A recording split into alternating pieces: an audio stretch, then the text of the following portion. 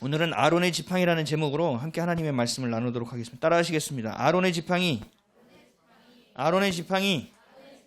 민수기 23번째 시간입니다. 권력은 권위를 가집니다. 근데 그 권위를 유지할 수 있는 힘은 어떤 힘에서 나오는 게 아니라 부여된 권위에서 나옵니다. 우리나라를 이끄는 대통령이 된다는 것은 우리나라의 대통령은 굉장한 권력을 갖고 있죠. 굉장한 권세를 가지고 있어요. 물론 나오면은 그냥 또 맨날 감옥을 가는 인생이 되지만 그 안에서 행할 때는 그 권위가 부여받았을 때는 놀라운 힘을 가지고 권력을 갖게 된다는 거죠. 그 권력, 그 권위는 국민들이 투표함으로써 그 권위를 부여한 거예요. 그렇기 때문에 그 권력이 그 시간 동안 유지될 수 있는 거예요. 근데 그 권위를 백성들이 걷어들이면 그 권위는 사라져버리는 거예요. 그 권력은 놓쳐버린다는 거죠. 그래서 대통령이든 국회의원이든 우리 반장 선거를 해도 마찬가지예요. 요즘 회장인가요? 똑같다는 거죠. 그 권위가 부여되는 상황 안에 부여됨을 받기 위해서 별 얘기를 다 하는 거죠. 제가 이번에 회장이 뽑힌다면 이거 하는 것처럼 국회의원들 꼭 그 선거철만 되면 아스팔트 갈아엎고 막 쫓아다니면서 막 난리가 나잖아요. 그건 뭐예요? 그 전에 국회의원이 4년인가요? 그 3년 동안 했던 일을 그걸로 어떻게든 상기시켜 보여서 그 권위를 다시 받고자 하는 거잖아요. 그 얄팍한 수지요. 진짜 열심히 하는 분들도 계시지만 그것들을 그 권위를 받기 위해서 그런 일들을 하는 거죠. 제가 여러분 앞에서 이렇게 하나님의 말씀을 대언할 수 있는 것은 뭐예요? 하나님이 저를 주의 종으로 선택하셨고 그리고 저에게 목사로서 부여하신 권위 때문에 여러분들에게 설교할 수 있는 거예요. 그리고 여러분들은 그 권위를 인정하기 때문에 거기서 이 하나님의 말씀이라고 여기고 들을 수 있는 거죠. 근데 그 모든 하나가 무너지고 균열이 생기면 이 권위는 흩어져 버리는 거예요. 권위라는 것은 그래요. 권력이라는 것은 그렇다는 거죠. 이스라엘 백성들을 출애굽에서 하나님이 꺼내실 때 10가지 재앙을 하나님께서 주셨죠. 그 애굽에서 있는 10가지의 신을 하나님께서 하나하나 다 꺾으신 거예요. 그리고 바다를 가르셨어요. 그리고 약속의 땅으로 데려가셨어요. 이것은 무엇으로 인하여 가능해졌냐? 하나님의 권위로 인하여 가능한 거예요.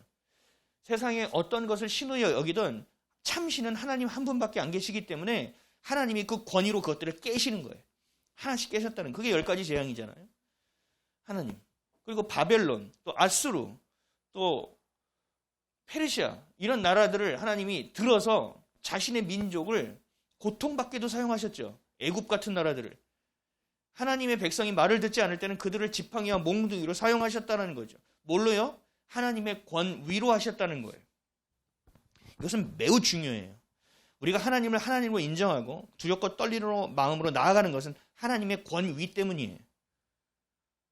우리가 그것을 인정하느냐 인정하지 못하느냐에 따라서 우리 믿음의 수준이 완전히 달라진다는 거죠. 근데 하나님은 그 권위를 누구를 통해서 이루세요? 사람을 통해서 이루시는 거예요. 이 땅에서는. 그래서 이 출애굽기의 10가지 재앙의 가장 앞에 서 있던 자가 누구예요?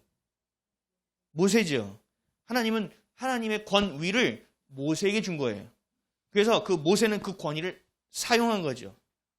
지팡이 하나 가지고. 놀라운 일이 일어난 거죠. 근데 사람들은 왜 모세냐는 거예요. 우리가 며칠 전에 살펴봤던 그 구테타를 일으킨 고라 기억하시죠? 잊지 않으셨죠? 그 고라는 왜 구테타를 일으켰어요? 왜 모세냐는 거예요. 왜 모세여야만 하냐는 거죠. 그리고 또 누구예요? 다단과 아비람이 구테타를 일으켰죠. 이들은 무슨 얘기하는 거예요? 같은 말을 하죠. 왜 아론이어야만 하느냐는죠. 나도 그럴 일을 할 수 있는 충분한 자질과 조건과 능력을 가지고 있는데 굳이 나는 왜 허드렛 일을 해야 되고 아론은 이러한 멋진 대제사장 같은 일을 해야 되냐는 거죠. 자기가 보기에 멋지지 아론은 정말 싫었을 거예요. 이런 모세와 아론은 왜 그런 일을 할 수 있었느냐? 이들이 걸고 넘어가는 건 뭐냐? 이들에게 비방하고 이들에게 대항한 건 결국은 하나님이 이들에게 주신 권위를 부정한 거라는 거죠. 하나님이 모세와 아론을 세운 권위를 부정해버린 거예요. 그래서 하나님이 이것을 악하게 보셨다는 거죠. 고라와 아비람과 다단은 나도 리더가 돼서 하나님께 충성하고 싶다는 거예요. 나도 이런 일을 해보고 싶다는 거예요. 근데 하나님은 허락지 않으시는 거예요. 왜요? 이유는 뭐예요? 요한복음 15장 16절에 이렇게 말씀하셨어요. 너희가 나를 택한 것이 아니요 내가 너희를 택하여 세웠나니 이는 너희로 가서 열매를 맺게 하고 또 너희 열매가 항상 있게 하여 내 이름으로 아버지께 무엇을 구하든지 다 받게 하려 함이라. 아멘. 어떻게 했다고요? 왜 모세와 아론에게 권위가 세워졌다고요? 하나님의 선택이라는 거예요. 하나님이 선택하셨기 때문에 그 선택한 자에게 하나님이 그 권위를 주신 거예요. 하나님이 누군가를 선택하고 부르신 이유는 그럼 뭘까요? 오늘 지금 요한복음 15장 16절 말씀처럼 열매를 맺게 하는 삶을 살 수 있도록 하겠다는 거예요. 성령님과 동행하는 것을 넘어서 성령님과 동역함으로 그 열매가 우리 가운데 잠깐 있어요? 아니요. 항상 있게 하기를 원하시는 의미라는 거죠. 그래서 하나님은 어떻게 한다고요? 누군가를 선택하여 그 권위를 부여하여 하나님과 함께 동행할 수 있는 길을 만들어내신다는 거죠. 출애굽기를 보면 모세가 그 앞에서 지팡이를 짚고 200만 앞에서 서 있던 것처럼 또 하나님이 민수기 안에서 말씀하셨던 각 지파의 리더를 세웠던 것처럼 하나님 그 권위를 주셔서 그 일을 하게끔 만드신다는 거예요. 누군가를 리더로 세워서 권위를 주었다는 건 그렇다는 거죠. 그래서 모든 것은 어디서 이루어져요? 하나님의 권위, 하나님의 주권 안에서 이루어지는 일이라는 겁니다. 로마서 13장 1절에서 2절에는 이렇게 말씀하세요. 각 사람은 위에 있는 권세들에게 복종하라. 권세는 하나님으로부터 나지 않음이 없나니 모든 권세는 다 하나님께서 정하신 바라. 그러므로 권세를 거스르는 자는 하나님의 명을 거스름이니 거스르는 자들은 심판을 자취하리라. 무서운 말씀이죠. 어떤 세상의 권세도 그냥 엉망진창으로 된 것처럼 보이지만 그거 하나님의 계획 안에 있다라는 거예요. 하나님의 손 안에 있다는 거예요. 지금 특히 이번 정권은 전 정치 얘기를 잘 안 하지만 이번 정권은 교회에 대해서 정말 너무 편파적이에요. 교회를 아예 무너뜨리려고 작정을 한 일이 너무 많아요. 그래서 마음이 너무 아프고 너무 힘들어요. 근데 그 권세를 그럼 우린 부정해야 되니? 아니라는 거예요. 하나님은 지금 완전히 썩어 빠진 이 교회에게 경종을 울리는 거예요. 그 권세를 가지고 야 너희들 정신 안 차려? 하고 마치 애굽 민족 아니면 바벨론 민족을 통하여 이스라엘 민족을 치리하듯이 우리를 치리하고 있다고요. 그러면 우리는 해야 될 건 뭐예요? 가장 먼저 해야 될 건 뭐죠? 회개죠. 각성이에요. 주님 죄송합니다. 용서해 주십시오. 우리가 몰랐습니다. 긍휼히 여겨주십시오라고 옷을 찢고 죄는 못 부려도 주님 앞에 회개함으로 나아가야 되는 것이 우선되어야 되죠. 근데 교회가 했던 행동은 뭐예요? 왜 우리를 힘들게 하냐? 예배를 못 드리게 하냐? 물론 나쁘다는 것은 아니에요. 근데 하나님의 시선에서 봤을 때는 우리가 너무 경거망동하는 것이라는 거죠. 우리가 해야 될 것은 그 안에 있어야 돼요. 왜요? 이 모든 것은 하나님의 일하심이니까. 하나님의 일하심을 우리는 그 시선을 하나님의 시선에 맞추고 있어야 돼요. 이것이 안 되면 우리는 어떤 사상적인 흐름과 어떤 프레임과 패러다임으로 쏠려가게 되어 있어요. 세상적인 흐름에 따라가게 되어 있다는 거죠. 하나님 모세를 왜 선택했을까요? 저는 이것을 신학교 다닐 때 굉장히 많이 찾았어요. 도대체 왜 모세여야 하느냐? 왜 아론이어야 하는가를 찾다가 답을 못 찾았어요. 답은 하나예요. 그냥 하나님의 선택하심이더라고요. 올라가면 물어볼 거예요. 하나님 왜 선택하셨어요? 그럼 그때 아마 답을 얻게 될 것 같아요. 지금은 몰라요. 하나님 모세를 어떻게 선택하셨죠? 거의 왕자와 같이 40년을 살다가 살인을 저지르고 내쫓겨서 40년 광야 생활, 그것도 여자를 만나서 처갓집 신세, 그래서 장인어른의 양을 치는 신세예요. 왕자였다가 너무나 허무한 인생, 황망한 인생을 살아가는 상황 가운데서 하나님이 모세를 찾아오신 거예요. 아론은요. 하나님이 아론을 어떻게 세웠죠? 모세를 돕는 자로 세워주셨죠. 그리고 나중에 훗날에 대제사장으로 아예 하나님께서 선택해서 우리 세상 지금 말로 하면 채용하신 거예요. 하나님이. 그러면서 얘기하신 거죠. 아론, 너로 인하여 대대도록 너의 핏줄은 계속 대제사장으로 나에게 헌신하라. 이건 누가 한 거예요? 하나님이 하신 거예요. 하나님이 선택하셨다는 거죠. 하나님의 부르심이었고 하나님의 선택하심이에요. 성경을 아무리 읽어도 이해되지 않아요. 그리고 또 다른 인물들을 선택한 것도 왜? 왜냐하면 제가 이걸 찾은 이유는 하나님이 왜 나를 목사로 부르셨을까가 해결이 안 돼서 그랬던 거예요. 계속 찾아간 거죠.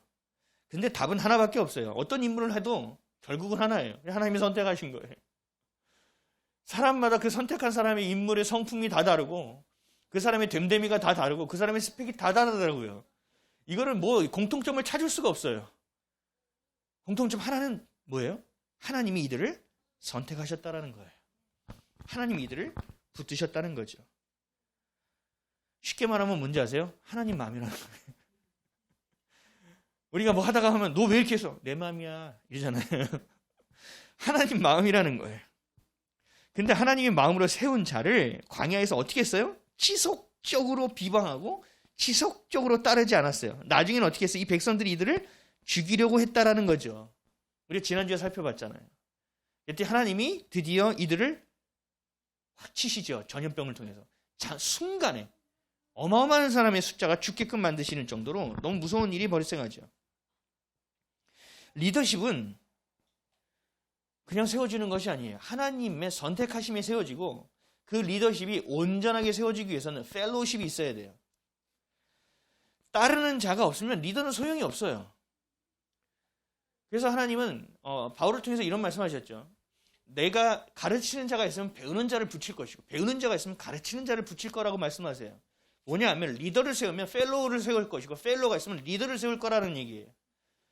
하나님은 그 일들을 계속적으로 하시겠다는 거죠. 결국은 리더의 영향력 안에 있는 자가 없이는 하나님이 주신 권위도 형성되기 어렵다는 거예요.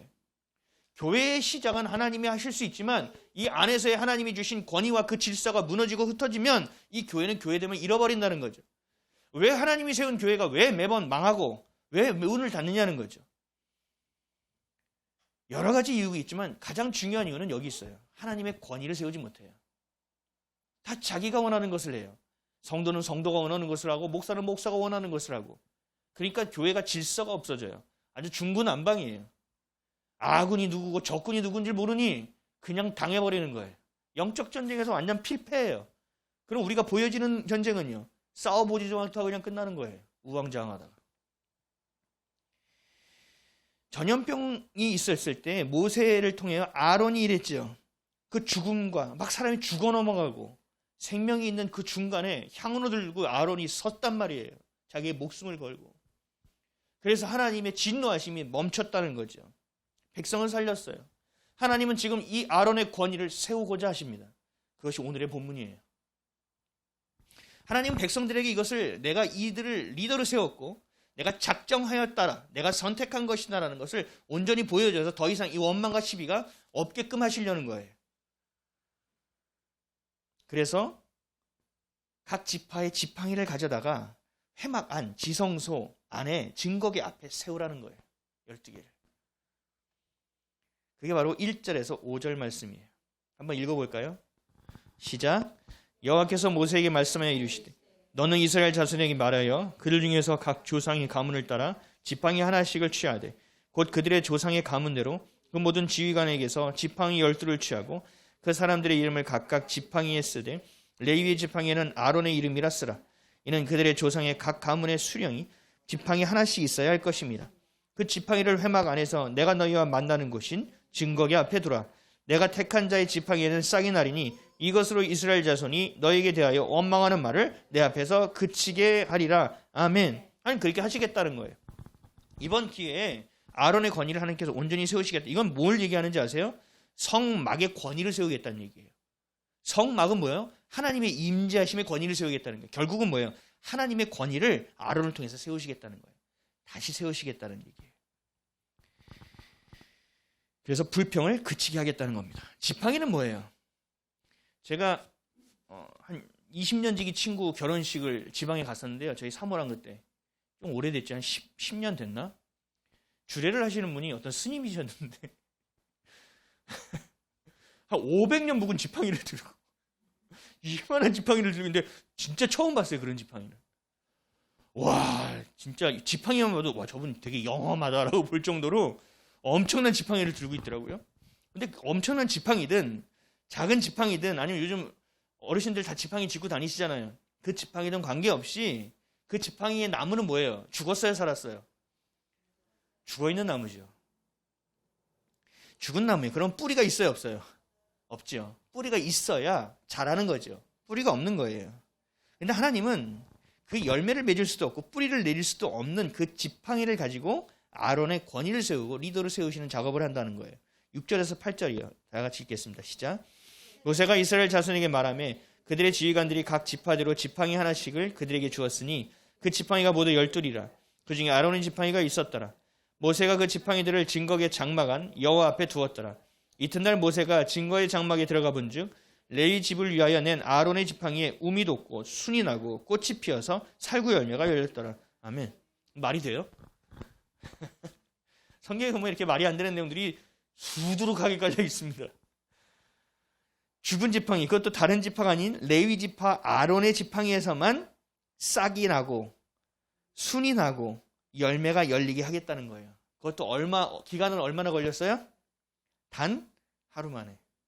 놀라운 일이죠. 말도 안 되는 일이에요. 우리는 이것을 뭐라고 불러요? 기적이라고 불러요. 기적은 우리가 이해할 수 없는 일이 일어나는 것이 기적이에요. 그것을 우리는 다시 풀어내면 뭔지 아세요? 하나님이 행하심이 기적이에요. 우리에게는 그래요. 기적은, 세상 사람들이 기적은 일어나지 말아야 될 일이 일어난 거예요. 일어나지 못할 일이 일어난 거예요. 그러나 우리에게는요, 하나님이 그냥 일하신 것이 일어난 게 기적이에요. 그건 다시 얘기하면 하나님이 우리에게 언약을 주신 것을 주님께서 취하고 일하시는 것, 어제나 오늘이나 내일까지 영원토록 그 일을 하시는 것을 우리는 기적이라고 얘기한다는 거죠. 그럼 여러분들의 일상에서의 기적은 뭐가 되어야 돼요? 놀라운 일이 되어야 되나요? 아니요. 여러분들에게는요, 기적은 일상이 되어야 돼요. 왜요? 하나님은 누구예요? 여러분들의 아버지잖아요. 그러면 우리는 그 삶에서 그 일을 맛보고 살아야 된다니까요. 야, 하나님 어떻게, 진짜 대박. 이렇게 살아가야 된다고요, 우리는. 어떻게 된 거야, 이렇게.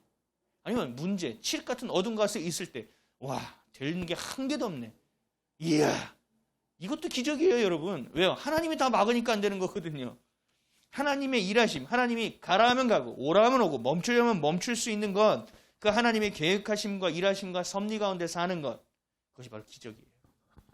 여러분들이 이 자리에 앉아있는 거는요, 이 기적이에요. 저는 제가 여기서 이렇게 하는 것도 너무 큰 기적이에요, 여러분. 하나님의 일하심은 이러한 일이 일어나요. 그래서 하루 만에 이 놀라운 일이 일어났어요. 다들 이런 일이 일어날 거는 아예 생각지도 못했죠. 자, 12지파가 하나님이 지팡이를 갖다 놓으라고 했어요. 상식적으로 한번 생각해 보세요. 12지파가 지팡이를 가져놓는 그 순간까지 그 지파의 리더들은 하나님이 인정했을까요? 안 했을까요? 했을까요? 안 했을까요? 저는 안 했다고 봅니다. 왜요? 하나님이 아론을 세웠다는 것을 다 알고 있잖아요. 근데 이들은 아직도 고라와 같은 마음을 갖고 있어요. 지팡이를 갖다 놓으면서 혹시 모르잖아. 그래도 또 어떻게 될지 모르잖아. 반장만 있는데 그래도 하나님 또 부반장도 뽑을지 모르잖아. 자기만의 생각으로 다 가르쳐서 자기 이름을 아주 잘 새겨가지고 거기에 다 지팡이를 갖다 놓은 거예요. 만약에 우리에게 그렇게 하라고 했으면, 주님 지금 이것이 무슨 말씀이십니까? 성은이 망극하나이다. 주님 아론을 뽑아놓으셨는데 굳이 제가 할 이유가 있습니까? 전 따르겠나이다. 이게 돼야 된다는 거죠. 근데 그게 안 돼요. 아론을 이들이 대제사장으로 인정했다면 굳이 지팡이를 갖다 놓을 이유가 없는 거예요. 아무 말이 없이 그냥 갖다 놓잖아요. 이들의 마음은 자기만의 생각이 가득한 거예요. 여러분, 이렇게 자기만의 생각이 채워지고 이렇게 섞이면 참 희한한 일들을 하는 거예요. 하나님이 그렇게 말씀하셨음에도 불구하고 그 일을 따르지 않아요. 하나님이 그것을 진리라, 그렇게 하라 라고 얘기했어도 자꾸 뭘 한다고요. 하나님이 그냥 야, 이거 갖다 놔. 그럼 갖다 놓으면 돼요. 괜히 내 생각 못해서 2개 갖다 놓고 이런 거 아니라고요. 하나님 이거 갖다 놔. 근데 괜히 굳이 금에다가 넣고 갖다 놓지 말라고요. 모세가 하나님의 사랑을 받고 그 리더십을 가지고 있었던 거는요, 그대로 행했어요. 하나님의 말씀을 그대로 했다니까요. 왜요? 하나님의 그 뜻과 그 마음을 우리가 헤아릴 수 없기에 무언가 있다는 것을 신뢰하고 그냥 한 거라고요. 하나님이 이 아론의 쌍난 지팡이를 그럼 어떻게 사용하세요? 10절이에요. 시작. 여호와께서 또 모세에게 이르시되 아론의 지팡이는 증거궤 앞으로 도로 가져다가 거기 간직하여 반역한 자에 대한 표징이 되게 하여 그들로 내게 대한 원망을 그치고 죽지 않게 할지니라. 아멘. 다시는 고라와 같이 다단과 아비람과 같이 반역하지 마. 야, 너희들 이거 봤지? 내가 일단 완전히 이렇게 권위를 준 거야. 너희들 건들지 마. 따라가. 라는 거예요. 지도자들이 한번 반란을 일으키잖아요. 그러면 누가 죽어요? 백성들이 죽어나는 거예요. 제가 늘 한국교회에 화가 나고 열불이 나는 이유는 WCC에 가입을 하고 뭐 하든 그건 지 마음이에요. 아유, 죄송합니다. 자기의 생각이에요. 근데 성도들을 생각해야죠. 그런 성도들에게 선택할 수 있는 기회를 주든가. 근데 혼자 북치고 장구치고 혼자 다 해가지고 집어넣어놓고 그러면 이들의 생명은 어떻게 하라는 거예요?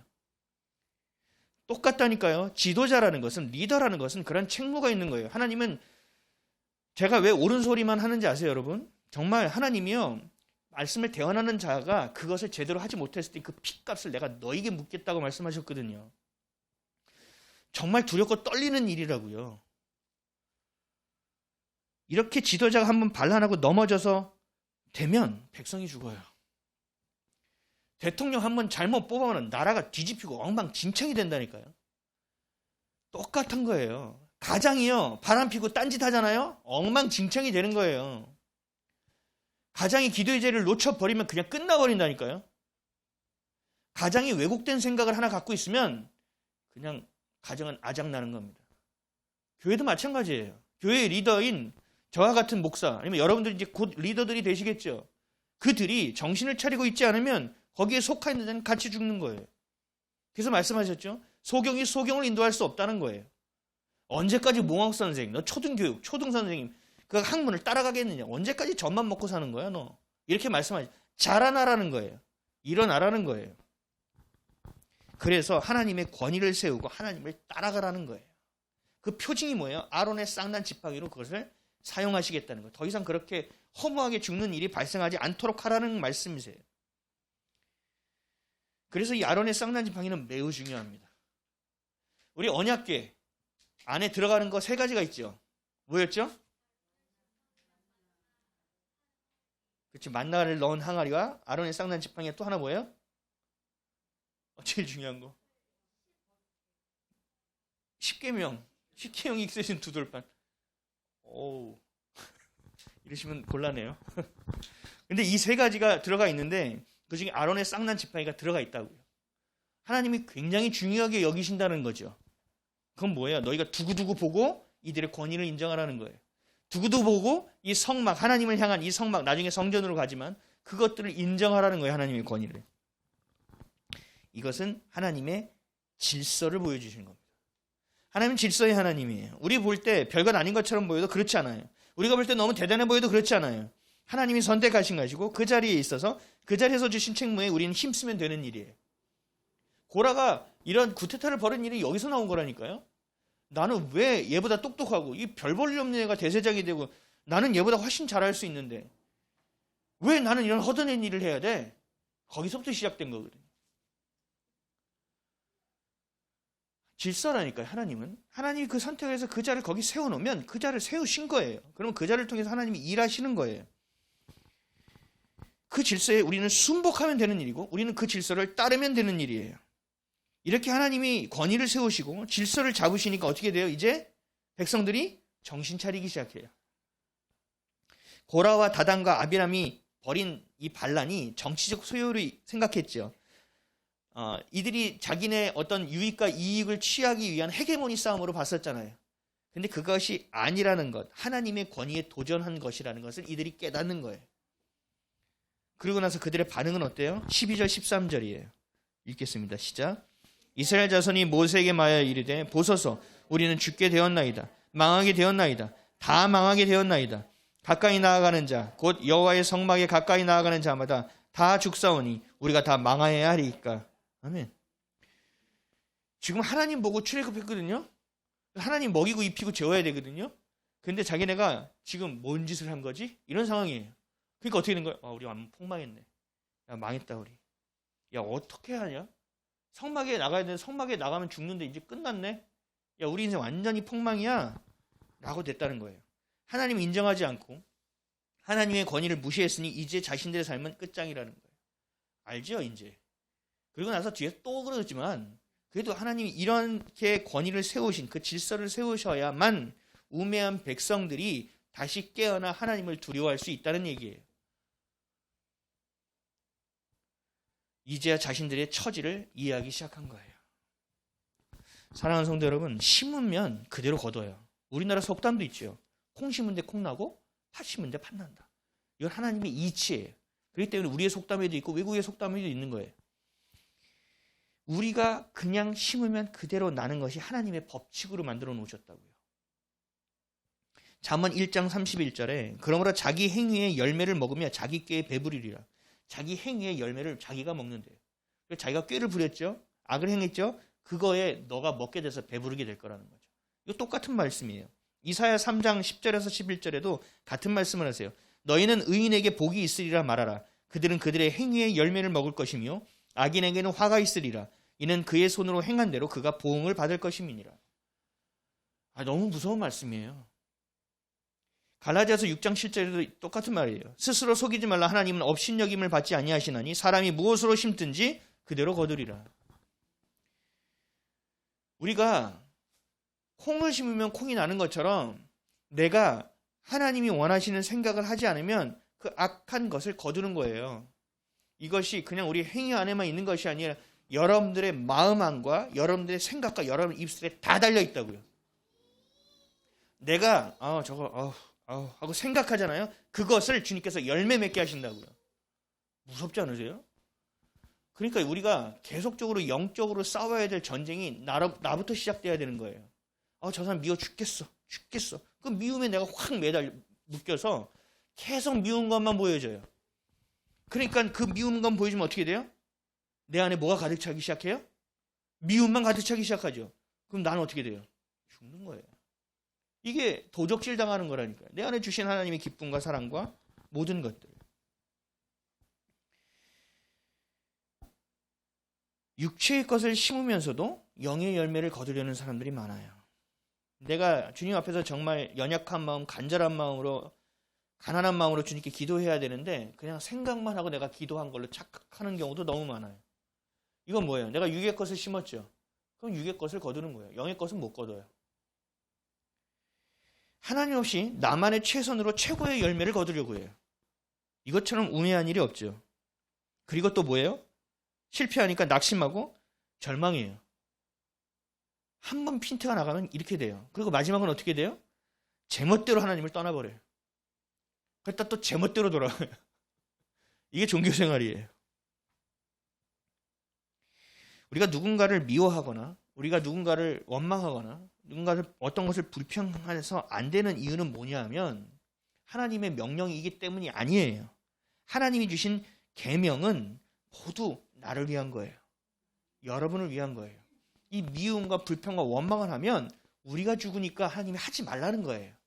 성경의 말씀은 하라 하지 말라. 우리 보면 갑갑하고 힘들고 어렵지요. 근데 그것은 우리를 위해서 주시는 말씀이에요. 너 이렇게 하면 죽어. 이렇게 해야 살아. 라고 끊임없이 얘기하는 것이 계명이에요. 미움이 우리 안에 있을 때 우리는 미움의 열매만 계속 거둬요. 원망하면 원망의 열매만 계속 거둬요. 상처만 붙일 건 계속 그 상처에 대한 열매만 계속 줄줄이 열려요. 그래서 내가 생각하는 것들이 다 비비꼬여지고 다 험악하고 다 묶이고 섞여서 이제 하나님의 것이 뭔지도 잃어버리기 시작해요. 잊어버린다고요. 그래, 나쁜 거지. 하나님 싫어하시겠지. 말은 그렇게 하는데 그렇게 해요. 그렇게 살아요, 자기가. 그러한 황망한 일들을 한다는 거죠. 왜요? 미움이 들어가면 번져요. 그리고 커져가요. 그래서 그 미움이 원망이 되고 불평이 되고 나중에는 이것이 불안과 두려움이 돼서 나를 찌르는 상황이 온다고요. 그러면서 스스로를 고립시켜 나갑니다. 세상의 관계가 단절되기 시작하고 하나님과의 관계가 단절되기 시작해요. 그러면 얘기하죠. 하나님이 나를 버렸구나. 아니요. 여러분들이 입술에 열매를 거둔 거예요. 여러분들이 마음과 생각 안에서 행했던 것에 열매를 거두는 거예요. 하나님 여러분이 싫어해서 그렇게 하는 게 아니에요. 하나님이 이치라니까요. 영적인 것이든 세상의 것은 힘은 그대로 거두는 거예요. 그래서 내가 그 열매를 먹어요. 내가 못 먹으면 누가 먹는지 아세요? 내 자녀가 먹어요. 어떻게 되건 하나님 그거를 끝까지 해결하세요. 왜요? 하나님 공의 하나님이기 때문에. 그래서 하나님은 미워하지 말아라, 불평하지 말아라, 원망하지 말아라라고 말씀하시는 거예요. 원수를 용서하라는 것도 마찬가지예요. 너를 위해서 그만해 라는 거예요. 원수를 용서하는 건 사실상 불가능합니다. 주님이 우리에게 주신 그 사랑이 커져서 그 나에게 한 이것이 진짜 별벌 이렇게 보여지는 순간 용서가 되는 것이지 우린 용서할 수 있는 존재가 아니에요. 그래서 하나님은 그렇게 하지 말라는 거예요. 그래서 잠언 6장 16절에서 21절에 이렇게 말씀하세요. 여러분 이것만 안 하면 돼요. 여호와께서 미워하시는 것 곧 그의 마음에 싫어하는 것이 67가지니 곧 교만한 눈과 거짓된 혀와 무죄한 자의 피를 흘리는 손과 악한 계교를 꾀하는 마음과 빨리 악으로 달려가는 발과 거짓을 말하는 망령된 증인과 형제 사이를 이간하는 자니라. 내 아들아 내 아비의 명령을 지키며 내 어미의 법을 떠나지 말고 그것을 항상 내 마음에 새기며 내 목에 매라. 아멘. 하나님 왜 아비의 명령을 지키고 어미의 법을 떠나지 말고 마음에 새기고 네 목에 매고 있으래요? 왜요? 이 악한 것들이 그렇지 않으면 회파시킨다는 거예요. 성경을 보면 다 이런 구조로 돼 있어요. 너가 이렇게 하면 이렇게 돼. 이렇게 하면 이렇게 돼. 이렇게 안 하면 이렇게 안 돼. 라고 계속 똑같은 반복을 하고 있다니까요. 하나님이 이런 행위를 왜 미워하냐는 거예요. 왜? 악한 것이기 때문에 맞아요. 근데 정답은 아니에요. 하나님 우리를 살리기 위해서 오셨어요. 생명을 주되 풍성히 얻게 하기 위해서 이 땅에 오셨어요. 성경을 받으려는 것이 아니라 섬기기 위해 오셨어요. 죄 없으신 분이 오셔서 우리의 죄를 해결하기 위해 오셨어요. 그래서 우리에게 주신 그 생명을 빼앗기지 않게 하시는 것이 가장 중요한 일이에요. 그 생명이 생명되기 위해서는 우리의 마음에 뭐가 채워져야 되는지 아세요? 그분의 사랑이 채워져야 돼요. 그분이 주시는 은혜가 있어야 돼요. 은혜를 잊지 말아야 돼요. 그리고 평안이 있어야 돼요. 기쁨이 있어야 돼요. 정말 날마다 행복하고 기대하는 인생이 돼야 돼요. 근데 이것이 안 되는 건 왜 그런지 아세요? 뺏기는 거라고요. 뭐 때문에요? 주님이 말씀하신 이 미워하는 것 때문에요. 미워하는 것은 67가지니 하고 설명하신 거. 거의 대부분 한두 개는 다 들어갈 거예요. 그럼 우리의 영적 싸움은 뭐예요? 이것을 하지 않기 위한 싸움을 하는 거예요. 그래서 우리가 하나님 말씀을 보는 거예요. 하나님 계명을 붙드는 거라고요. 이게 죄의 시작점이에요, 여러분. 그래서 하지 말라는 거예요. 하나님이 걸리적거리는데 하지 마. 이런 차원이 아니라고요. 하나님 말씀은 다 우리를 위한 것임을 기억하시기를 주님으로 간절히 축원드립니다. 그래서 예수님은 우리에게 이렇게까지 말씀하셨죠. 요한복음 15장 4절에서 8절. 내 안에 거하라 나도 너희 안에 거하리라. 가지가 포도나무에 붙어 있지 아니하면 스스로 열매를 맺을 수 없음 같이 너희도 내 안에 있지 아니하면 그러하리라. 나는 포도나무여 너희는 가지라. 그가 내 안에 내가 그 안에 거하면 사람이 열매를 많이 맺나니 나를 떠나서는 너희가 아무것도 할 수 없습니다. 사람이 내 안에 거하지 아니하면 가지처럼 밖에 버려져 마르나니 사람이 그것을 모아다가 불에 던져 사르느니라. 너희가 내 안에 거하고 내 말이 너희 안에 거하면 무엇인지 원하는 대로 구하라. 그래야 하면 이루리라. 너희가 열매를 많이 맺으면 내 아버지께서 영광을 받으실 것이요 너희는 내 제자가 되리라. 아멘. 이게 무슨 말이에요 지금? 하나님이 지금 가스라이팅 하시는 건가요? 가스라이팅이 뭔지 아시죠? 내가 항상 그 메시지를 동일한 메시지를 줘서 내가 뭔가 하려면 누군가를 움직이게 만드는 것이 가스라이팅이에요. 근데 그것을 지금 하나님이 그거 하고 계시는 건가요? 아니라니까요. 하나님의 시선과 하나님의 초점은 어디 있어요? 우리 생명에 있는 거예요. 나를 떠나서는 너 절대 안 되거든. 야 그냥 죽어. 그냥 끝나. 제발 좀 나랑 같이 있자. 라는 거예요. 4살짜리가 이제 심부름할 수 있어요. 저에게 돈을 주시면 제가 사올 거예요. 그래? 횡단보도를 2개나 건너야 하는데 괜찮아요. 다 봤어요. 배웠어요. 그러면 그래? 갔다 와. 이렇게 하는 부모 어디 있어요? 없어요. 그래? 너 잘해? 그래. 엄마가 한번 볼까? 아빠가 한번 볼까? 그래. 한번 같이 나가보자 그러지. 왜 같이 나가봐요? 그렇게 가서는 다치고 사고 날 확률이 매우 높으니까. 부모가 같이 가준다니까요. 아니면 좀 더 컸어도 뒤에 따라가면서 볼걸요 아마. 잘 가나? 그리고 모른 척하고 야 너 진짜 했네. 이렇게 할걸요. 하나님이 우리를 향한 시선과 마음은 여기 있다니까요. 이렇게 말씀하시는 거는 나에게 매어서 하나님 가스라이팅을 하신 것이 아니라 이렇게 하지 않으면 넌 사고 난다는 거예요. 이렇게 안 하면 너는 힘들다는 거예요. 어렵다는 거예요. 영혼의 병이 생기면 내 생각과 내 마음의 병이 생겨요. 이것이 생겨버리면 내 질병으로 내 육체적으로 드러나 버린다고요. 이미 육체에 드러났다는 것은 굉장히 많은 과정이 있었다는 얘기예요. 굉장히 많은 시간이 있었다는 얘기거든요. 그러면 우리는 거슬러 올라가면서 이걸 다 깨야 된다고요. 이게 뭐예요? 회개라고요. 그것을 다 갖다가 주님 죄송합니다. 하나님 내가 이렇게 살지 않게 해주십시오. 어떤 상황에서 그런 일이 생각나서 떠올라. 그럼 내가 그랬었지라고 하는 게 아니라 주님 그때 제가 주님 알지 못했으니 그랬습니다. 용서해 주시고 다시 새롭게 나를 좀 빚어주십시오. 다시 예전에 나로 자꾸 돌아가려고 그러면 그럴 수밖에 없지가 아니라 하나님 이기게 해주십시오. 이거 주의 것 아니잖아요. 이게 영적 싸움이라고요. 여러분 이게 되면요 하나님이 더 큰 영적 싸움을 맡기세요. 이게 안 되면요 평생 그 싸움하다가 가는 거예요. 그러면 상급이 있겠습니까? 열매가 있겠습니까? 이게 무슨 제자입니까? 제자는요 내 삶을 통해서 누군가에게 본이 되는 거예요. 그래서 나를 보고 허승현 자매님 희한하네. 요즘 실적이 없는데 어떻게 맨날 웃고 다녀? 어떻게 됐나?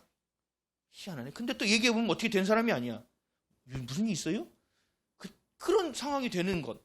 이게 제자예요. 선생님이 교회 다닌다고? 진짜? 대박. 교회, 나 몰랐어. 이러면 제자 아니에요. 우리의 삶은 그렇게 되어지는 거예요. 보여지는 거예요. 왜요? 열매 맺으니까. 이 열매가 없이는 주님의 나라에 안 된다니까요. 상급의 차원이 아니에요. 들어가고 못 들어가고의 차원이라고요.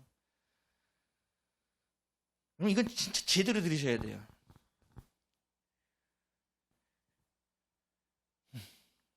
제가 너무 안타까운 부분이라. 그래서 제가 잘 안 만나요. 목사님들 모임에 안 나가요. 자꾸 싸워가지고. 아직도 제 성질을 고쳐야 될 것이 있습니다. 어쨌든 간에 여러분 교회에는 뭐가 있어요? 질서가 있어요. 질서가 있고 어떤 질서가 있어요? 우리 교회는요. 예수 그리스도가 우리의 머리 되시죠. 그리고 우리는요. 지체가 돼. 몸이 된다는 거죠. 누군가는 팔, 누군가는 다리, 누군가는 허리의 역할을 한다는 거죠. 목사는 뭐 해야 돼요? 말씀 전하고 기도하는 일이 원래 전무해야 돼요. 근데 개척교회는 그게 돼요? 안 돼요. 그러니까 어려운 거예요. 그래서 여러분들이 많이 도와주셔야 돼요. 그리고 성도는 어떻게 돼요? 각 직무에 따라 교회를 섬겨야 돼요. 그리고 교회를 사랑해야 된다고요. 왜 교회 꾸며놓은 거 김성경 지사님이 대부분 하셨죠? 시간이 남아 돌아서 와서 하셨어요? 아니면 이 재료가 있으니까 버리기 아까니까 와서 해야지. 아니면 칭찬 좀 받아볼까? 이렇게 한 거 아니잖아요. 마음이 교회를 섬기고 사랑하는 마음이 있으니까 와서 하는 거예요. 우리 교회에 지금 청소하는 분이 벌써 3분이 됐어요. 3분이나 청소하세요. 그거 어떻게 된 거냐고요. 그 마음이 있으니까 교회를 사랑하고 섬기는 거예요. 왜? 예수님을 사랑하니까. 그러니까 이 건물도 아름답게 유지될 수 있는 거예요. 교회의 질서를 따라가야 되는 거예요. 그렇게 교회를 사랑하는 마음으로 어떤 권위주의가 아니라 하나님이 주신 권위 그 질서 안에서 하나님이 주신 권위는요. 사랑이 기준이에요. 그 안에서 우리는 살아가야 돼요. 교회의 질서를 집행하는 리더의 치리에 따라야 돼요. 여러분. 고라 같은 행동을 하면 안 돼요. 따라야 돼요. 그냥 같이 가줘야 돼요. 그러면서 주님을 신뢰하고 기도해 줘야 된다고요. 가정에도 질서가 있죠. 부부간의 질서가 있어요. 남편은요. 아내에게 뭐예요? 아내의 머리라고 말씀하셨어요. 아내의 머리됨으로 아내는 남편에게 어떻게 해야 된다고 말씀하시냐면요. 복종하래요. 순종도 아니에요. 그냥 복종하래요. 에이씨! 그래도 밥 차리는 거예요. 그리고 끝까지 섬겨내는 거예요. 말씀 붙들고 하나님이 어떻게든 하시는 거예요. 하나님이 열받게 만드는 거예요. 끝까지. 저건 이제 안 되겠는데. 하나님이 일하시게끔 만드는 거예요. 그게 자기 일을 부인하고 십자가를 지고 가는 인생인 거거든요. 내 십자가니까 저 화상, 저 꼰대. 그리고 차리는 게 아니라고요. 마음의 중심을 보시기 때문에. 그리고 남편은 아내를 어떻게 하라고요? 아내를 사랑해야 되는데 그리스도께서 교회를 위하여 자신을 내어주신 같이 사랑하래요. 참 어려워요. 이거 어떻게 사랑하는 거예요? 내가 그 골고다 언덕을 그 십자가를 지고 죽을 똥살똥 피를 다 흘리고 저출혈이 아니고 출혈이지. 하여튼 무슨 과다출혈. 과다출혈로 내가 죽을 수밖에 없는 상황 가운데서 끝까지 올라가고 그 십자가에 걸리는 순간 양 옆에 있는 도적에게도 또 나를 채찍질하는 자들을 용서하면서까지 끝까지 내 마지막 호흡을 내어주는 것처럼 아내를 사랑하네요. 아니 아까 복종을 할 때는 아멘을 안 하시더니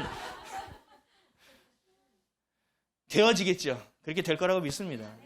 이거는요 그냥 그렇게 되는 게 아니에요. 내가 주님을 사랑하는 만큼 되는 거고요. 내가 주님께 있는 만큼 되어지는 거예요. 자녀는요. 자녀 어디 갔어? 자녀는요. 부모에게 어떻게 하라고요? 순종하래요. 그리고요 부모를 공경하라고 말하고 있어요. 저도 여기서 하나님이 주신 마음이 있어서 부모가요, 너에게 잘해주는 부모, 따뜻한 부모, 착한 부모, 널 낳아준 부모, 이거 아니에요. 널 길러준 부모도 아니에요. 그냥 부모예요. 도리를 다 하라는 거예요. 이것이 뭐예요? 하나님의 질서라는 거죠. 진짜 희한한 인간이네 라고 생각되더라도 그 마음을 선택하지 말고 이 말씀을 붙들고 공양하라는 거예요. 그럼 부모는 자녀에게 어떻게 돼요? 자녀를 노엽게 하지 말래요. 노엽게 하는 것 중에 가장 중요한 게 뭐예요? 자신의 가치와 자신의 생각을 자꾸 주입하려고 해요. 8시에는 일어나야지. 이거는 해야지. 저거는 해야지라고 생각하는 거. 가장 기본적인 것을 가르치는 것이 아니라 그것을 이유로 삼아 자신의 것들을 투영한다고요. 이게 가스라이팅이에요, 여러분. 근데 뭐라고 말씀하시냐? 그런 걸로 하지 말고 주의 교훈과 훈계로 양육하라. 하나님의 말씀을 가르쳐서 양육하라는 거예요. 그럼 내가 먼저 뭐 해야 돼요? 하나님의 말씀으로 양육받아야죠. 내가 하나님의 말씀으로 훈계 받아야죠. 하나님이 나를 책망하시면 책망을 받아야죠. 그것을 내가 해봐야 자녀에게 나눌 수 있는 거예요. 이게 바로 에베소서 5장 6절에서 말씀하신 교회와 가정의 질서예요. 하나님은 질서의 하나님이시라는 거예요. 이것을 내가 어기면서 막 교회를 몇 개를 짓고 목사님, 큰 대형교회 목사님들은 장로님들이 엄청 잘 모시거든요. 자기 차 대절해서 가고 막 비행기 퍼스트 클래스 끊어주고 막 밥 다 해주고 자기 주머니에서 다 해가지고 선교할 수 있도록 도와요. 근데 그 사람이 하나님의 권위가 아니라 그 목사의 권위 아래만 있다면, 그래서 집에 가면 엉망이야. 그래서 자식이 아빠가 믿는 예수님은 보지도 싫대. 이건 어떻게 될까요? 하나님의 질서의 권위에 순종하지 않는 거예요. 제멋대로 자기가 원하는 짓을 하고 있는 거죠. 이건 하나님의 계산에 카운팅 절대 안 됩니다. 이건 악한 일이에요. 하나님은요, 질서의 하나님이에요. 하나님이 그 권위, 그 질서는 하나님이 주신 거예요. 하나님이 선택하신 거예요. 그걸 하나님이 부여해 주신 거예요. 내 눈에 별 볼 일 없어도 하나님이 부여하신 권위는 인정해야 돼요. 그 사람이 제대로 하는 것처럼 보여지지 않아도, 심지어 무서워 보여도 그 하나님이 주신 그 질서에 순복해야 된다고요. 그래야 하나님이 일을 하시는 거예요. 저 목사가 마음에 안 들어. 진짜 저 목사 어떡하면, 설교 진짜 잘 재운다 진짜. 이런 목사가 있다고 쳐보자고요. 전 아니죠. 그런 목사가 있다고 생각해 보자고요. 그럴 때 어떻게 해야 돼요? 내가 이 교회를 왜 다니는지 모르겠어. 아니요. 내가 이 교회에 몸된 교회를 섬기고 있다면 어떻게 해야 돼요? 순복하고 기도해 줘야 된다는 거예요. 주여, 저 영혼을 불쌍히 여기십시오. 당신의 종이 아닙니까? 저 종을 통하여 저에게 제발 꼴 좀 먹여주십시오 라고 기도할 수 있어야 된다고요. 그걸 안 하죠. 그럼 이건 질서에 순복하지 않는 거예요. 우리가 당연히 얘기하는 것처럼 보이지만 이건 아니에요. 주님이 보실 때 악한 거라니까요. 되게 무서운 일이에요. 우스워 보여도 하나님의 질서에 순복하시라고요. 이것이 우리가 열매 맺고 살아갈 수 있는 길이에요. 하나님을 대적하지 않고 순적하게 동행하며 따라 살아가는 길이에요. 그러기 위해서는 어떻게 되는지 아세요? 자라나셔야 돼요. 그 자라나면 어떻게 되는지 아세요? 훈련이 필요해요. 그 훈련은 쉬워요, 어려워요? 어려워요. 너무 어려워요. 진짜 차라리 내가 그냥 인생을 두고 말지 라는 생각이 들 정도로 어려운 훈련도 있다고요. 근데 그것이 돼야만 우린 자라나요. 그렇게 해야 된다니까요. 내가 기도를 하는데 30분 넘기도 너무 힘들어. 미칠 것 같아. 치가 뭐 5분, 10분. 오늘은 기도가 안 돼. 제껴. 이러고 사는데 그 안에서 내가 그걸 돌파해 봐야 된다고요. 기도가 되든 안 되든 1시간이든 무릎을 꿇어 봐야 된다고요. 그 안에서 내가 해 봐야 된다니까요. 오늘은 기도가 안 아니 그냥 주여라도 하고 앉아 있으라고요. 그것이 훈련이라고요. 그래서 하나님 말씀하셨죠. 뭐가 필요하다고요? 인내가 필요하다고요. 그 인내가 있어야 너희가 드디어 환난 가운데서 인내가 있어야 네가 드디어 내가 원하는 부르심 안에서 연단받을 수 있고 그 연단을 받아야 너에게 소망이 생길 수 있다는 거예요. 훈련을 받아야 돼요. 그래야 성장할 수 있어요. 그러게 돼서는 선행돼야 될 게 유일한 것이 하나 있어요. 뭐냐면 회개예요. 여러분 날마다 회개하셔야 돼요. 회개하려면 어떻게 되는지 아세요? 말씀 안에 깨어 있어야 돼요. 내 의와 내 생각과 내 가치가 아니라 하나님의 말씀, 그 진리, 그 사랑이 내 가치로 딱 서 있어야 돼요. 그러면 회개할 것이 늘 생깁니다. 계속 물두멍에서 나를 씻는 거예요. 우리 물두멍 배웠잖아요. 그 물두멍은 또 노술이 돼 있죠. 비친다니까요. 나의 모습을 볼 수 있는 거예요. 나의 모습을 보라는 거예요. 계속 뭔가를 하지 말고 그냥 멈춰서서 보라는 거예요. 나를 보라는 거예요. 누구 뭐 얘기하지 말고 나를 스스로를 보라는 거예요. 이것이 우리가 이 땅을 살아가는 여정이에요. 그것은 하나님 구원의 여정이라고 말씀하고 있어요. 이것이 하나님의 형상의 회복의 과정이라고 말하고 있어요. 이게 구원이에요. 이거 없이는 하나님 나라 절대 못 들어갑니다. 내가 좀 아파요? 저희 어머니 월요일 날 이제 수술 받으시는데 이따 기도할 텐데 어떻게 됐든 간에 그것을 하나님 재료로 사용하실 거예요. 저 딸을 천국으로 입성시키는 재료로 쓰실 거라요. 여러분들 안에 있는 문제와 어려움, 견디기 어려운 것들 뭐 얼마나 많아요. 영적인 거, 물리적인 거, 물적인 거, 뭐 관계적인 거 얼마나 많아요. 그 모든 것을 사단이 쓰는 재료가 아니라 하나님이 쓰시는 재료로 만드셔야 된다는 거예요. 그러니까 훈련이 필요한 거예요. 그러지 않으면 구원의 여정은 절대로 밟을 수 없습니다. 이 땅의 것으로 내 생각은 뒤범벅되어 있어요. 내 생각과 마음과 가치와 관점을 하나님께로 다시 가져와서 다시 빚어져야 되는 거예요. 얼마나 힘드냐는 거예요. 내가 50년, 70년 그렇게 살아왔는데 이것을 깨고 다시 시작한다고? 아우 무리야. 무리 됐으네. 그리고 다들 안 한다니까요. 아니에요. 당장 오늘부터 해야 돼요. 그래서 주님이 말씀하신 거예요. 이전 것은 지나갔으니 새 것이 되었다. 아까 우리 찬양도 했잖아요. 이전 것은 내가 기억하지 않겠다. 근데 너 지금 그 생각했지? 그럼 오늘부터 반드시 해야 돼. 반드시. 아니면 이때부터 내가 너에게 책임을 물을 거야. 주님이 말씀하신다니까요. 그러니까 알고 하는 자는 이 죄는 어떻게 감당이 안 되는 죄예요. 한번 은혜를 입은 자가 주님을 떠나는 배교와 배도는 절대 주님 앞에 다시 돌아올 수 없다고 하시고 그 악함이라고 얘기하시거든요. 내가 맞다고 여긴 기준과 가치와 율법과 잣대가 아무리 옳은 것처럼 보여지고 다 맞아져도 하나님만이 옳은 거예요, 여러분. 내 인생과 내 신앙이 부정당하는 것 같아도 아니에요. 주님만이 옳은 거예요. 그 과정이, 그 아픔의 과정, 그 생책의 과정이 나를 자라게 한다니까요. 우리 깐난 애기들, 우리 시온이 같은 아이들 아프고 나면은 우리가 뭐라고 해요? 아프다면 아유 크고 있구나.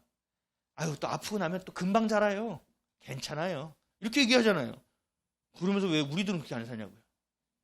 아픈고 힘든 그 과정을 회피하고 벗어나려고 하는 것이 아니라 하나님이 그것을 재료로, 나를 빚는 재료로 사용하시게끔 해야 된다고요.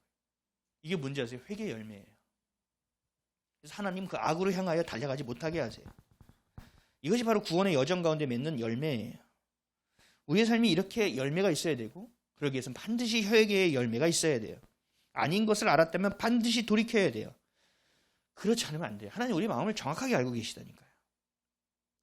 그렇게 주님의 것을 알기 시작하면 우리의 가치는 변하게 돼 있습니다.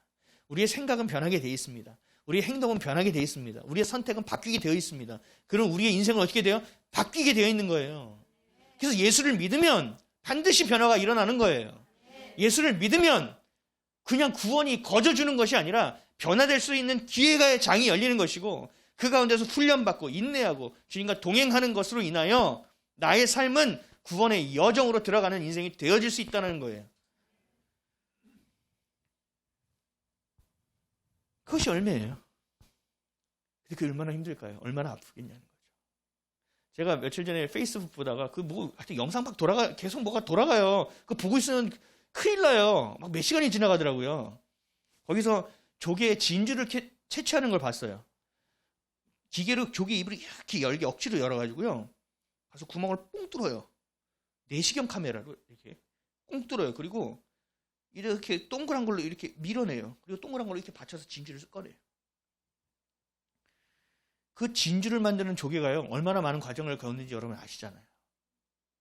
이물질이고 너무 힘들어요. 우리 신발 신고 다니다가 돌 하나만 들어가도 어떻게 돼요? 아, 괜찮아. 그러고 걷는 분 계세요? 그럼 굉장히 두꺼운 거예요. 그렇지 않다니까요. 발가락에 뭐 하나만 들어가도 불편해서 못 걷는다니까요. 진주는 그렇게 자신의 삶을 들여서 그러한 영롱한 진주를 만들어내는 것처럼 우리의 인생도 그래야 된다는 거예요. 그러한 열매를 맺어야 된다는 거예요. 그러한 삶의 과정이 있다면 하나님이 반드시 고린도전서에서 약속하시잖아요. 너의 그 수고가 절대로 헛되게 하지 않겠다고 말씀하시는 거예요.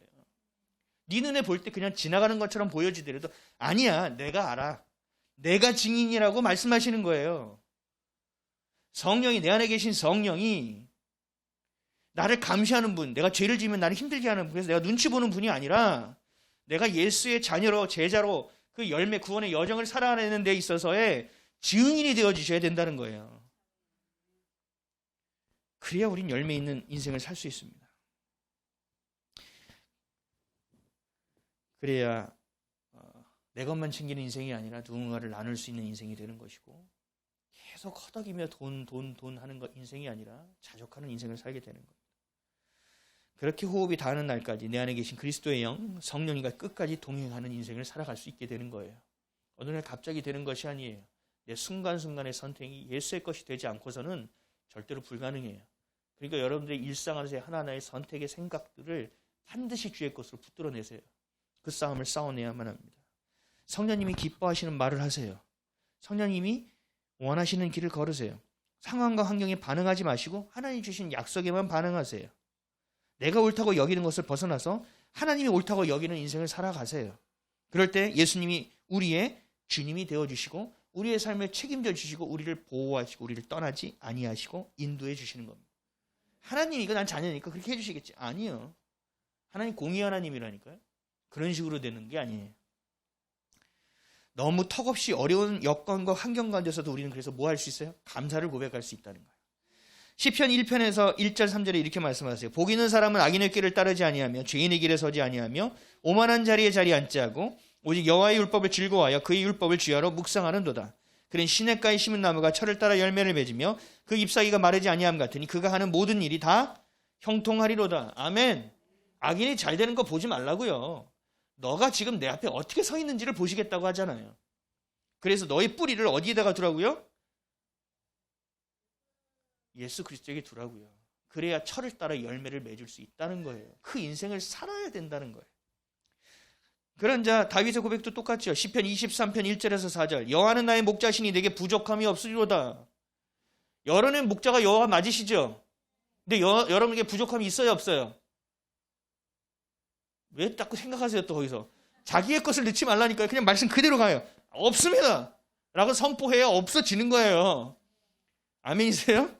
여호와는 나의 목자시니 나의 부족함이 없으리로다. 이 다윗이 이 고백할 때 부족함이 있었어, 없었어요? 폭망한 상황이라니까요. 근데 이런 고백을 하잖아. 이게 신앙이라는 거예요. 따라 하시겠습니다. 여호와는 나의 목자시니 내게 부족함이 없으리로다. 아멘. 하나님 그렇게 일하시는 거예요. 그가 나를 푸른 풀밭에 누이시며 쉴만한 물가로 인도하시는 거예요. 쉼을 내가 가지려고 하는 게 아니에요. 주님이 주시는 거라고요. 그러면 어떻게 돼? 주님 곁에 가야죠. 내 영혼을 소생시키시고 자기 이름을 위하여 의의 길로 인도하시는도다. 내가 내 것을 붙들고 살면 주님의 의가 나타나기는커녕 내 의만 나타나죠. 의의 길로 인도하실 수 있어요? 없죠. 그러니까 주님이 기다리시는 거예요. 그러나 우리가 주님 안에서 나아가면 어떻게 돼? 우리 영혼을 소생시키시고 다시 살리세요. 우리 영이 살면 어떻게 돼요? 우리의 마음과 우리의 생명이 살아나는 거예요. 우리 육은요 회복되는 거죠. 그러니까 주변에서 물어보는 거예요. 당신 좋은 일 있어요? 하고 물어보는 거예요. 내가 사망의 음침한 골짜기를 다닐지라도 해를 두려워하지 않을 것은 주께서 나와 함께 하심이라. 주의 지팡이와 막대기가 나를 안위하시나이다. 어떤 문제가 나를 찾아왔어? 콜 해보자. 주님 저 준비됐습니다. 가다가 안 되는 거 반드시 말씀 주세요. 이렇게 걸어낼 수 있어야죠. 저도 제 안에 있는 두려움과 늘 싸워요. 뭔가 안 될 것 같아요. 상처가 너무 많아서. 그 생각이 안 올라오는 게 아니에요. 근데 그걸 어떻게 해요? 안 붙잡는다니까요. 주님이 하시면 되지. 할 수 있지. 주님이 하시면 되는 거지. 내 생각 끊어. 그만해. 떠나가라. 오직 예수님이 맞다. 라고 제가 말씀을 선포한다니까요. 복 있는 인생은 돈을 많이 버는 인생이 아니죠. 이제 여러분 아실 거예요. 선명한 기준으로 살아가는 인생이 복받은 인생이에요. 내가 어디서 와서 왜 살며 어디로 가는지를 알고 살아가는 인생이 복받은 인생이에요. 그래서 없어질 것이 아니라 뭘 가지고 와요? 영원한 것을 향하고. 그러니까 세상에 어떤 것을 매여요, 안 매여요? 매일 수가 없어요. 영원한 것을 보니까. 그래서 그리스도의 사랑에 매여 행복하게 살아가는 인생이 되는걸 기억하시기 바랍니다. 하나님 얼마나 재밌는 분인지 아세요? 우리가 물질적인 것, 어떤 사람, 그러니까 주거의 삶의 질이 되지 않으면 인생이 참 어렵더라고요. 살아보니까. 그러니까 꿈꾸면서 기도해요. 하나님 이런 집을 주세요. 이런 집을 주세요. 그래서 저희가 사는 집은 그렇게 주신 거예요. 근데 사람이 마음이 간사해지니 좀 더 넓었으면 좋겠다. 좀 더 뭐가 있었으면 이 집은 너무 낡았어. 막 이런 생각이 드는 거예요. 근데도 그 마음의 중심에 1순위를 주의 것으로 붙잡고 내가 기도하잖아요. 그럼 주님이요. 그런 집을 주세요. 그게 신기한 거죠. 그게 하나님의 저는 굉장한 재치고 하나님의 복이라고 봐요. 하나님 이거 안 돼요. 안 돼요. 그러면 하고 기다리시다가 진짜 주님의 것을 붙잡고 주님 괜찮습니다. 제가 50이 됐는데 시집을 못 간 괜찮습니다. 저 예수님께 저는 이미 시집간 인생이에요. 주님 저를 살리시고 죽이신 건 주님의 몫입니다. 난 주님을 열렬히 사랑합니다. 정말 모든 것을 다하여 사랑합니다. 라고 고백할 때 주님이 어떻게 하실까요? 그제서야 부시는 거예요. 그러면 얘기하죠. 어디가 또 50년 만에 나타났냐고. 대체 내가 너 얼마나 기다려야 되냐고. 하나님 왜 이제서야 해주시냐고. 아니요. 내가 놓질 않으니까. 신기하다니까요. 사람을 만나는 상처가 있어서 내가 결혼을 못하고 있어서 사람 만나기가 꺼려져. 근데 그 상처가 주님께 다 내어드린 바 되었어. 그때 하나님이 붙이신다니까요. 그래서 제가 여러분들에게 가끔은 강하게 푸시하는 거예요. 왜요? 그렇게 인생을 소비되는 인생을 살지 말라는 거예요. 그 인생을 누릴 수 있는 인생인데 왜 거기서 계속 뒹구느냐는 거예요. 여기서 내가 딱 빠져나왔을 때는 내가 이 인생을 주님이 주신 것으로 살아낼 수 있다니까.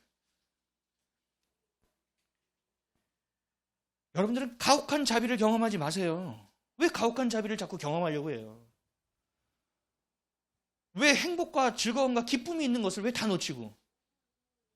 내 기준을 버리십시오.